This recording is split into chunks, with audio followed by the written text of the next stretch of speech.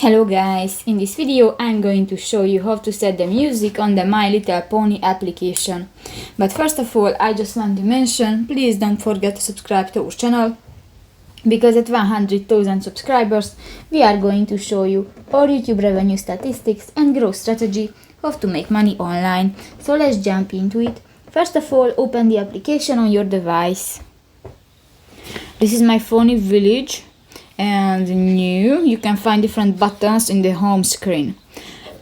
First of all, go to the three line at the upper right corner of the screen, and in the general section go to the first option, the sound and camera.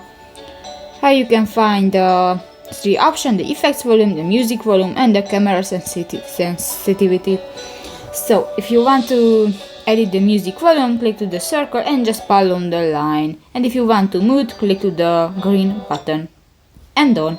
So that's pretty much it for this video, guys. See you in the next one. Bye bye.